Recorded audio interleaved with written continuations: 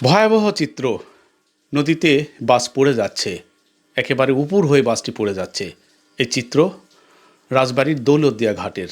বুধবার ঠিক 5:30টার দিকে এই ঘটনাটি ঘটে এবং ঘটনার পর থেকেই ইতিমধ্যে কিন্তু সামাজিক মাধ্যম সহ মূলধারার গণমাধ্যমে খবরটি ছড়িয়ে যায় এবং এই খবরের সবচাইতে যেটি বেশি এই মুহূর্তে আর্তনাদের কথা। এবং এই মুহূর্তে আমরা যতদূর জানতে পারছি, এই বাসে 40 জন যাত্রী রয়েছে। 40 জন যাত্রীর মধ্যে 2 জন নারীর ইতিমধ্যে মরদেহ উদ্ধার করা হয়েছে এবং 7 জনকে জীবিত উদ্ধার করা হয়েছে। বাকি যাত্রীগুলো এখনও কিন্তু বাসের ভেতরে রয়েছে।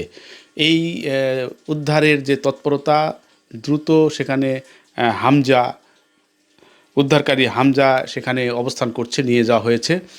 ঘটনার পর থেকেই স্বাভাবিকভাবেই ব্যাপক তৎপরতা আমরা লক্ষ্য করছি, কিন্তু যে কারণে দুর্ঘটনাটি ঘটেছে আমরা যতদূর জানতে পারছি, রাজবাড়ির গোয়ালন্দ উপজেলার দৌলতদিয়া ঘাটে নদী পাড়ি দিতে অপেক্ষমান ঢাকাগামী এই যাত্রীবাহী ফেরির ধাক্কায় পল্টন থেকে নদীতে পড়ে যায় এই বাসটি এবং 3 নম্বর ফেরি ঘাটের সামনে দুর্ঘটনাটি ঘটে। বাসটিতে 40 জন যাত্রী ছিল। ফায়ার সার্ভিসের বার্তায় জানানো হয়েছে, ফেরিতে ওঠার সময় যাত্রী নিয়ে একটি বাস নদীতে পড়ে যায়। ফায়ার সার্ভিসের ডুবুরি দল উদ্ধার কাজ এই মুহূর্তে পরিচালনা করছে।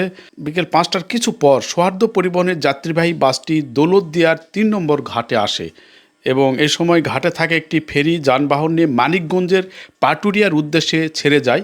অল্পের জন্য ওই ফেরিতে উঠতে না পারার অপর ফেরির জন্য বাসটি অপেক্ষা করছিল। 5:15টার দিকে ওই ঘাটে হাসনা হেনা নামক একটি ইউটিলিটি ছোট ফেরি এসে সজোরে পল্টনে আঘাত করে, আর এই আঘাতেই নিয়ন্ত্রণ করতে না পেরে বাসটি নদীতে পড়ে যায়।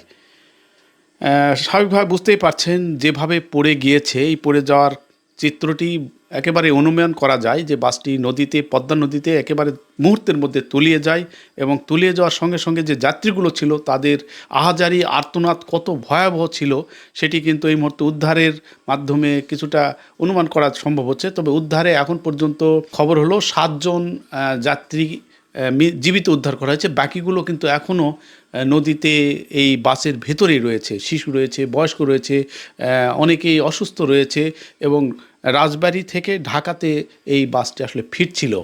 ঈদের সময় স্বাভাবিকভাবে বাড়তি চাপ একটা ছিল, সেই চাপেই এই মর্মান্তিক দুর্ঘটনাটি ঘটে।